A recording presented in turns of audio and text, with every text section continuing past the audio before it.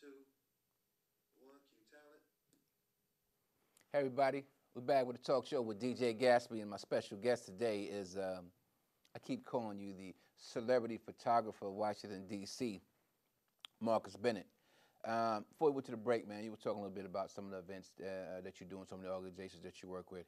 I wanted to talking to you a little bit about how you got started in photography. I mean, I know a lot of young people out there are probably interested in photography, even older people, and don't know how to get started or what steps to take. Um, how did you get started? You said you had a love for photography because your dad was into taking pictures, but how did you specifically, man, get started, in your career?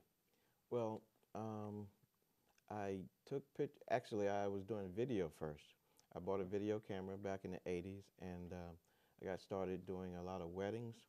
And then I would do transfers of photographs onto video and then put Okay. music to it. And that went off really big. And then a few years later, many years later, I started to, well, the internet and all of that started to come about. And people needed headshots for their Okay. web pages and stuff, especially since I worked at a financial institution that required people to have headshots for whatever purpose. Okay. So I started doing that. People liked it, and I was just drawn into that full time. Not full time, but I invested in a better camera. Actually, I used my dad's little digital camera to take a lot of pictures. And the company I was working with at the time got me to take pictures of all of the people at that office and at other offices around our Okay. region. And I just got a reputation for taking good pictures. I got a lot of practice because it's all digital. Then it went on to family and friends, Hmm. and I'm very active at my church, and I got real active with the audiovisual ministry. Shout out to Corinthian Baptist Church, Reverend, I should say, Bishop, with Bishop, Okay. Bishop James L. Martin is our pastor over there, and we do a lot over there with the AV system. I'm sorry to get off track, but I just continued to take a lot of pictures and got better at it. And in my volunteering with the Leukemia Society, I was drawn into that because I was doing video, and they Okay. needed somebody to, with the Man and Woman of the Year campaign.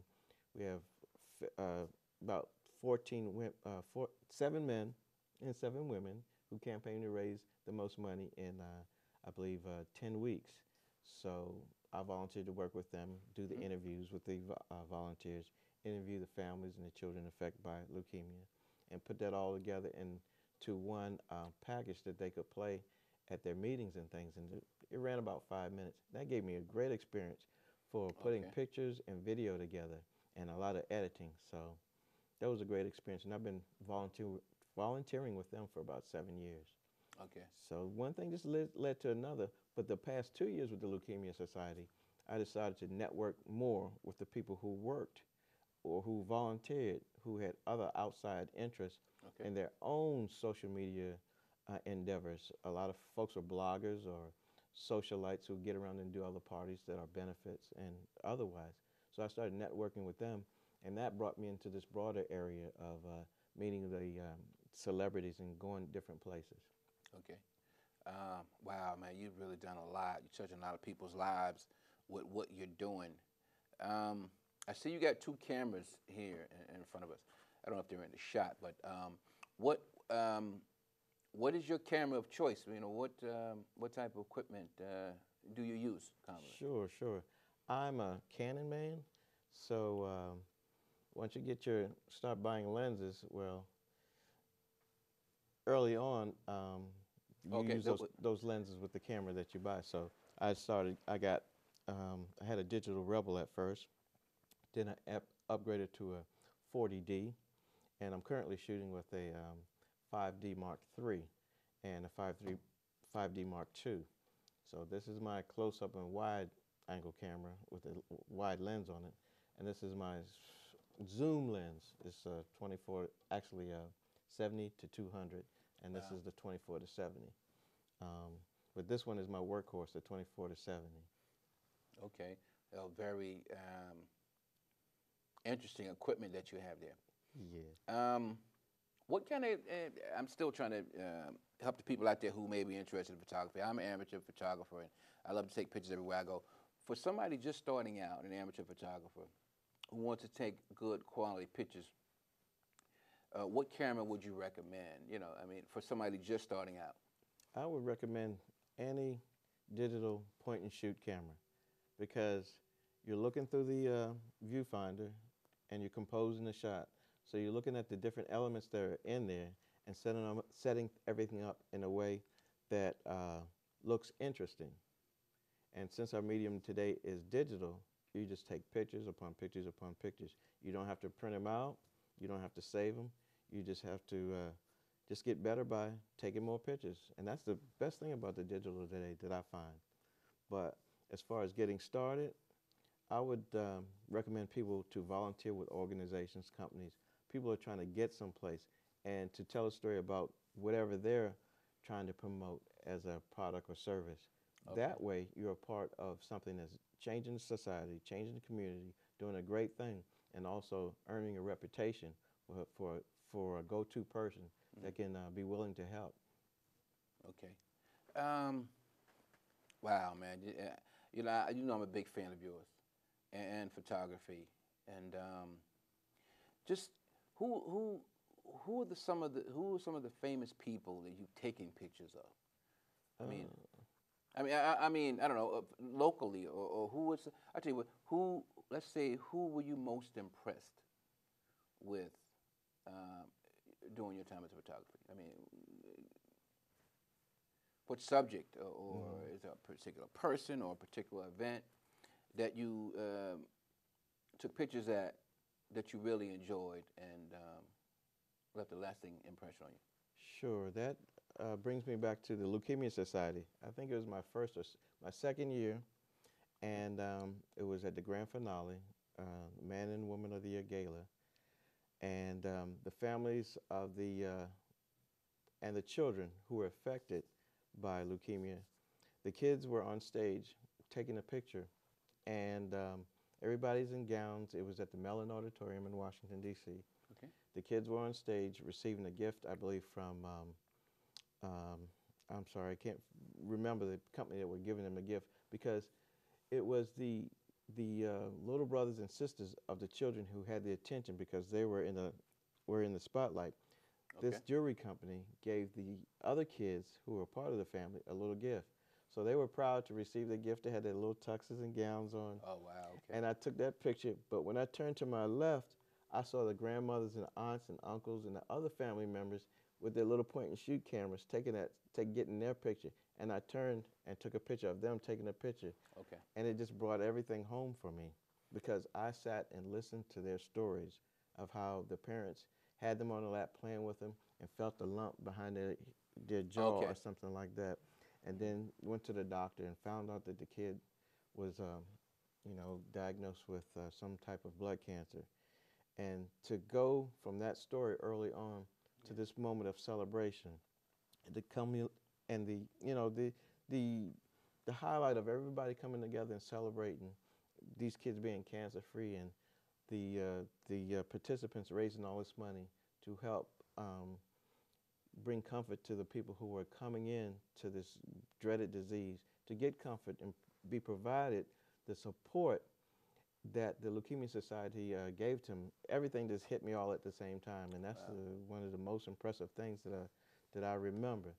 The people affected, the people who tried to help, or are trying to help and make a difference, and that moment that everybody is so excited and happy in the midst of such a cruel disease, that those regular folks just, those are my heroes, the people who are on the ground doing battle day to day. So I've seen folks like Jesse Jackson. That was really something. I saw him at the Congressional Black Caucus a couple of years ago, and he was speaking on, having gone to Africa and different places, speaking on different folks' behalf. Okay. There's been so many events, and they all come rushing to me at one time. It's hard to pick any one thing out. But my volunteering with the Leukemia Society, I think has impressed me the most out of everything. Yeah, I see you're very passionate about the Leukemia Society. It keeps coming up in our conversation, and I understand how it is to feel about any debilitating disease. As I was telling you before, I work with the Alzheimer's Association of Lower Hudson Valley in New York. I'm an actual DJ and host of those events for the past 9 years, so I know how it is to be passionate about a disease and to try to find a cure. Back to the photography. Who are some of the photographers whose work that you admire, in your travels? Let's see, the photographers. Oh, it's hard. I'm putting you on the spot now. Put me on the spot. Boy. Well, I know you know some local photographers in D.C. I think Lance Curry is one of the guys. Oh I yeah, know. Lance Curry is real cool. Steve Jacobs. Stephen Jacobs. Yeah, a couple of guys that I know. I've some of their work. Now Stephen Jacobs, he's very special, as well as Lance Curry. Now, do you know these guys? Personal friends of yours? Steve Jacobs was one of the first guys that I met, one of the first photographers that I met on the scene that could get anybody to smile and could move a crowd. And he's so motivated and he loves what he does that, man, I love to see him come in the room. I love to shoot with him because he has no issues. He just gets in there and he rocks and rolls. Because a lot of times you can go to a place and there's this, for some reason, there's a competition, there's some stinkiness in the air, but wherever he goes, he brings a spirit and everything is lovely. I really love working with him. Okay, yeah, big shout out to Steve Jacobs. I actually took some great shots of me along with you at the 5th annual White Party that Kitty Jones and her husband Rob Jones did over the summer. You know what? What's next for Marcus, man? What does the future hold for you, man? I know you got your camera, you got your video camera, and you just hitting the road. You got all these events that you're doing, man. What's next for Marcus, man? What can we look for? Actually, right now I'm trying to do a lot more video. Of course, in my title it says MGB, Video and Photography. Yeah. So far, the photography has been at the forefront, but now I'm doing a little more behind the scenes shooting for different photographers, especially in the fashion industry. And also, in the past 3 years, I've been fortunate to do behind-the-scenes photography for Bobby Jones Gospel. And my nephew, Mike Bennett, MWB production, he always does the interviews that you see or on the testimony part of Bobby Jones Gospel. Yeah. So we're combining our efforts now and doing more. Well, the organization is called Bennett Backstage. Okay. So that's something that we're working on. We're going to bring out coming soon. Actually, tonight I'll be at the Howard Theater with him, shooting some behind the scenes things for performers performing tonight. All right, sounds good, man. Listen, make sure you keep your eyes open, DC, and look for Marcus. You always see him at DC Hotspots with his camera taking pictures. Also, you're going to be working with me. We're actually going to be doing a photo shoot for my book cover. Yes, sir. Yes, sir. I actually just wrote a book called Who's Who in African American Literature, Volume 1, due to be released in January. And Marcus is going to be doing a photo shoot for the cover of the book. So listen, thanks a lot for agreeing to do that. I really appreciate it.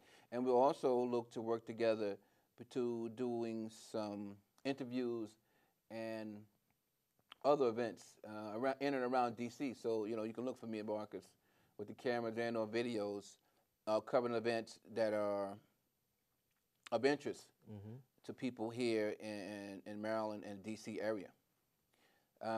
Listen, we're going to take a break.